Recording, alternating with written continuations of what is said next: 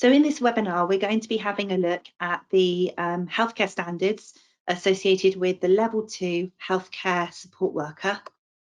My name is Kate Wills and I'm an independent endpoint assessor and a lead IQA for the healthcare standards, and that includes the Level 2 Healthcare Support Worker. The aims of the session today are for me to provide an overview of the evidence requirements for the standard, to have a look at how endpoint assessment is different to on-programme activity, to have a look at the notification of results and the usefulness of those, and also to look at how you can best prepare apprentices whilst on programme. So if we start with the EPA process, the endpoint assessment, or EPA, is the final assessment for an apprentice. And essentially, this is ensuring that they can do the job that they've been training for. Endpoint assessment is separate to any qualifications or other assessment that has taken part during the on-programme stage of the apprenticeship. And therefore, we need to make sure that our apprentices are ready for this stage of the process. So at the end of the apprenticeship, the apprentices will go through the gateway process where they're signed off by their employer as ready for a final assessment of their knowledge and practical capabilities. The assessment will be graded, and the independent assessment organisation and the assessor must be independent of and separate from the training provided by the provider and the employer. So if we have a look at the evidence requirements for the Level 2 Healthcare Support Worker, there are three specific components that make up the endpoint assessment. We've got the MCT, the multiple choice test, the observation of practice, and the interview, which is supported by a learning journal. So the multiple choice test is a 60-minute exam, and the apprentice has to sit this under examination conditions. So they won't have any resources that they can look at. They're relying on the knowledge that they have gained over the course of their on-programme learning. So this is a 60-minute exam, and the apprentice has 60 questions which they need to go through and answer. The observation of practice is 90 minutes, and the independent assessor will observe the apprentice in the course of their normal work. So it's really important to note that this should be the normal workplace for the apprentice and the locality where the apprentice has undertaken their on-programme training. Finally, we have the interview, and this needs to be supported by a learning journal, which we're going to talk about a bit more detail later. And this will be between 30 and 60 minutes long. So the interview is carried out in a quiet room and it's recorded, and the apprentice is expected to make reference to work-based examples using their journal. So there's three components, and that remains the same regardless of the apprentice, regardless of the training provider or employer. This is the same evidence for all Level 2 healthcare support workers. If we start to break this down into more detail and look at the multiple choice test first, the multiple choice test is designed to cover all of the knowledge requirements within the standard. So apprentices will have 60 minutes to answer 60 one-mark questions covering the following areas: communication, health interventions, personal and people development, health, safety and security, and equality and diversity. And the test will be graded fail, pass, merit or distinction based on the number of marks achieved. So the MCT is a really important component of the endpoint assessment. For some apprentices, they can be quite nervous because it feels like experience that they will have had previously in school of taking the exam. So we do need to provide reassurance that this is really based on the knowledge that they have developed over the course of their on-programme learning, and the questions will be focused around those 5 domains. So if we move on to the observation of practice, as I've said already, that will be 90 minutes in length, and the independent assessor will observe the apprentice on a range of areas of practice. The important part to note about the observation of practice is that the independent endpoint assessor needs to observe all aspects that you can see on the page there. There's more details of these broken down within the specification. But essentially, over the course of the 90 minutes, the apprentice needs to demonstrate across the whole skill base, demonstrating their knowledge, their behaviours, and their skill within these areas. Now, this isn't about the apprentice working in a different way. They don't annotate what they're doing. They need to undertake their normal practice of work. But what becomes really important, therefore, is that for the day of the observation, the apprentice is prepared and working and allocating work that will enable them to demonstrate this skill set. Now, the assessors are very prepared and experienced and are occupational competent within the relevant areas, and therefore they understand that practice can be challenging, practice changes. And so actually we are very flexible in terms of these observations and following the apprentice to make sure that we can see the skills, but the apprentice does need to be really prepared to show all of these areas of practice. They shouldn't be doing anything unusual, so they shouldn't be asking clients or working in a different way of usual. It's about them practicing normally, practicing safely in order to show each of these domains. So what's really important to note here with the observation of practice is that the observation is either ungraded or it's a pass. So if an apprentice fails to meet one of the areas or any of the areas of the observation, or they are deemed to practice in a way that is not in line with current practice, then they would not be able to pass the observation of practice. So it's really clear there in terms of the type of skill that's being looked at. And as I said, there's more detailed guidance within the specification, but the clear domains there around communication, person-centered care, equality and diversity, dealing with people in a way that is dignified and respectful, showing respect and empathy for those that they work with. So the idea of teamwork, being adaptable and reliable, best practice activities, showing discretion and self-awareness, working as part of a team, asking and seeking help and guidance when they're not sure, maintaining a safe and healthy working environment, infection prevention and control, and moving and positioning are all really, really critical elements. So it's really important that the apprentice understands these domains and is able to apply them to practice in a way that's relevant to them. Moving on to the interview has to be supported by this portfolio of evidence, this learning journal, and it's a planned and structured competence-based discussion between the apprentice and the independent endpoint assessor. And essentially the purpose is to assess the apprentice's level of competency linked to the relevant apprenticeship standard outcomes. So the main outcomes that this is focused around is communication, health interventions, person and people development, and health, safety and security. And essentially what the apprentice is required to do is to really showcase, using real work-based examples, their ability to use the relevant skills, behaviours, and their underpinning knowledge effectively to undertake their duties as a healthcare support worker. So again, this can be quite a nerve-wracking experience for some apprentices. The interview has to be recorded. That's a requirement that is included within the standards and for the purposes of IQA. So it's really important that as independent assessors, we put the apprentices at ease as much as possible. But it is important to note that for many apprentices, they can find this part of the EPA quite nerve-wracking, particularly if they can't find or they haven't got quite the right evidence in the right place. So the interview is an area where preparation is really, really important. So one of the questions that arises a lot is about the evidence portfolio. And essentially the portfolio should consist of samples of real work-based evidence. And what the apprentice needs to do is use this to really emphasise key points within the interview and to show how they've met the grade criteria and the related evidence requirements. What's really important about the evidence within the portfolio is it must be valid. So that means it must be relevant and appropriate to the skills, behaviours and underpinning knowledge in the grade criteria. It must be authentic. So the evidence must be the work of the apprentice and not that of someone else or a group of people. It must be sufficient, so it must fully meet the standards. And it must be compliant, so it mustn't breach regulations and organisational policies and procedures, including those concerning confidentiality.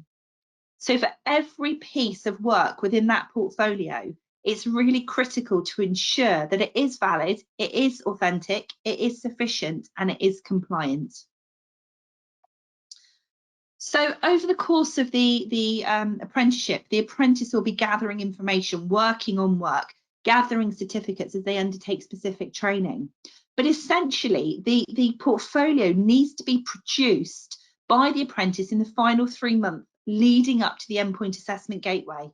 And as you'll be aware, it forms a part of the gateway requirements. So it is expected that this evidence is included in the portfolio, will be generated over this final 3-month period. However, it's really, really important to note that where appropriate, apprentices may use evidence that has been generated prior to this point. So, for example, this might include evidence related to a development activity that took place outside of this window, or in an instance where they maybe weren't able to generate evidence within the final 3 months due to a lack of opportunity.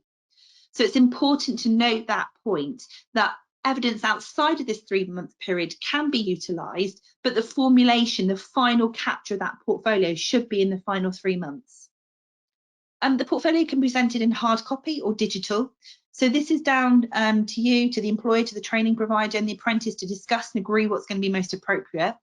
And we do recommend that the work-based evidence in the portfolio is sequenced according to the numerical order of the grade criteria. We also recommend that it's really helpful if the apprentice clearly labels each piece of evidence with the date and how it links to the grade criteria. The reason for this is that if you can imagine in the interview environment where the apprentice may already be feeling slightly nervous, they need to be able to find that evidence very quickly. They need to be able to make reference to that evidence, and they need to make sure that they're really, really clear about the terminology. So these last 2 points are really, really there to help focus the apprentice on how they can best use this evidence.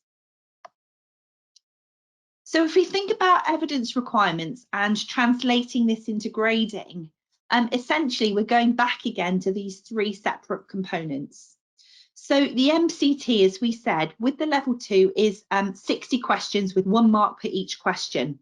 Essentially, the apprentice can achieve a fail, a pass, a merit or distinction. And it's as simple as the more questions that the apprentice gets correct, the higher the score they get, and therefore the higher classification they get. So essentially, the more marks they get, the better the outcome will be for them. So it's really important that they do have opportunity to revise, they understand what links to the MCT, those key areas of learning, so they have the opportunity to perform to the best of their ability within this component. The observation of practice, as I've said already, is a pass or fail. It's really important that the apprentice undertakes this observation of practice in their workplace.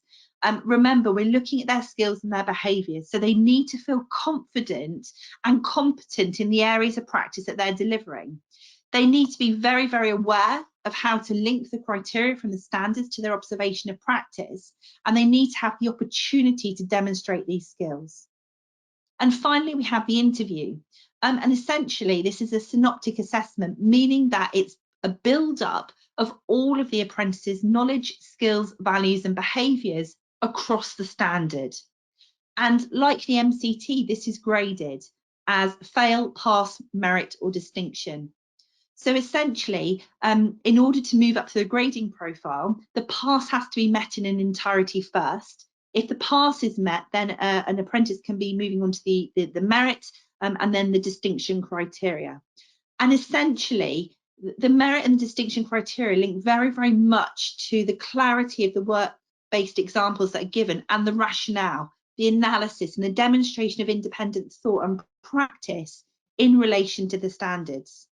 So the better the prepared the apprentices and the way in which that they are able to find their evidence and relate directly to work-based experiences, being really clear about the rationale about why they practice in the way that they do, will support them in achieving a higher grading within the interview component.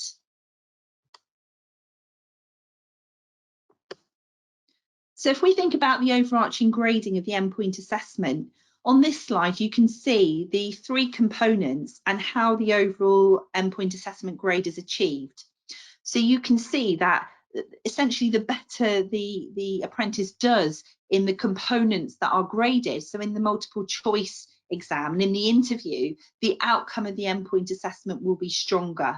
So to achieve a distinction, the apprentice does need to achieve a distinction in the MCT and a distinction within the interview, and they have to pass the observation of practice.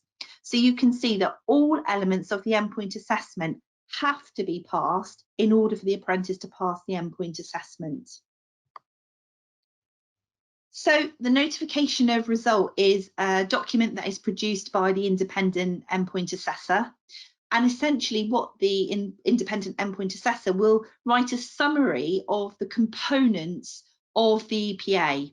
So there will be the outcome score of the MCT, there will be some commentary with regards to the observation and some commentary with regards to the interview. And the notification result, just like the other assessment instruments, are subject to IQA, so that they go through the same quality process as the rest of the documentation and the overarching process. And as an endpoint assessment organisation, we provide the overall EPA results within 5 working days of the endpoint assessment, and these are uploaded to the shared area of ACE 360 for review by the training provider, the apprentice, and also the employer. And the notification of result will detail the achievements, so the breakdown of the 3 components of the endpoint assessment and the overarching grade, so you can clearly see what the apprentice has achieved in each of the variety of components and work out how the overall assessment has been graded. Within there's also some commentary from the independent endpoint assessor around particular strengths and areas of development. So this can be a really useful tool, not only for the apprentice in terms of their practice, but also in terms of the employer and the training provider in terms of further developments in terms of on programme moving forward. So really critically, it's important to point out how the endpoint assessment is different to on programme. And I think the first thing to say is that the independent endpoint assessor will be unfamiliar to the apprentice. So all of a sudden they are coming into contact with someone very different. This person is coming in to assess them. So it's really important, as far as possible, that rapport is built very, very quickly between the assessor and between the apprentice to try and help them to feel as comfortable as possible. Timings will be really, really strict. So the exam will be undertaken under exam conditions and only the time frame allowed will be given. The observation will be very strict. There's a leeway of 10% in terms of timing, just to enable an apprentice to finish demonstrating certain skills or a specific task that they've started to commence. And the interview will be very, very strict. So the independent assessor will make that clear at the start of the process, but it's really important that the apprentice does expect that and they know that that's what's going to happen. The other thing that's helpful to understand is that no feedback will be given. Now, sometimes apprentices take this to mean that they've not done very well, but our job as independent endpoint assessors are to be fair and to be consistent. And so with that in mind, we are not able to give any feedback on the day. And we can't give feedback to the apprentice, to the training provider or the employer. The other thing to note is that the apprentice doesn't need to annotate what they're doing when they're undertaking the observation of practice. What I've noticed particularly is that many apprentices will talk through what they're doing and why they're doing it. This may be something that they're used to doing in terms of on programme or in terms of their new normal working, but it's not a requirement of the endpoint assessment process. For some apprentices, it can be a bit of a shock to the system because all components or 2 components may be undertaken simultaneously. So in some cases, they will do the multiple choice test, the observation of practice and the interview all in one day. And for many, that can be a real shock to the system if you've not been assessed in that way during the on-programme period. The assessment is summative, so essentially this is not a practice run, this is their real assessment, and the MCT in the interview will be graded. So not only can they pass, they can also achieve a pass, merit or a distinction on those 2 components. So really, if we have a look at this slide, it focuses on the top tips to best prepare apprentices in light of what we've looked at so far? So the first one to me is really critical, and that's about the right standard, the right role. So this is right to the onboarding stage. Is the apprentice in the right role for the standard that's been selected? Are they going to be able to demonstrate knowledge, skills and behaviours for this standard within the role that they are undertaking? The apprentice, the training provider and the employer has to understand the standard and needs to be able to relate that to the role that the apprentice is undertaking. So thinking about how it can be flexed to meet the role the apprentice is doing within the workplace. E-portfolio is a really strong way of supporting an apprentice to gather all their information in one place. This is down very much to the training provider and the employer to work out what is best. But for many apprentices, they find it particularly helpful if they start the process of creating a portfolio very early on and they continue with that approach throughout. It helps to organise them and really prepare them for the endpoint assessment. Practice is essential, and practice makes perfect. So where possible, it's really important that the apprentice has had an opportunity to undertake multiple practices of each of the components of the EPA and to try as much as possible to recreate the true sense that this is delivered in. So, for example, doing an exam under exam conditions, doing an observation that does last the 90 minutes, undertaking an interview where they are recorded, maybe listening to it back and seeing how they could improve in order to improve their grade. And really this leads me on to the collaboration being critical. The planning meeting that takes place with the independent endpoint assessor and the apprentice and employer and training provider as required prior to the EPA is critical. The reason for doing this is essentially ensuring that this setup is there for the day of the endpoint assessment, making sure that all the logistics are dealt with. Is there a quiet room for the apprentice to undertake their interview where they won't be observed? Is there practice happening on that day that will enable the apprentice to meet all of the domains of the standard? And essentially, the top tip is make sure that they are ready. So you'll know that Gateway requires the employer to agree very much that the apprentice is ready for the endpoint assessment, but it's really important that all three parties are really clear that the apprentice is ready, they understand the endpoint assessment process, they've had opportunity to practice, and they feel ready to take this on board, remembering that the EPA is summative, it's not a practice run, so those grades will stand.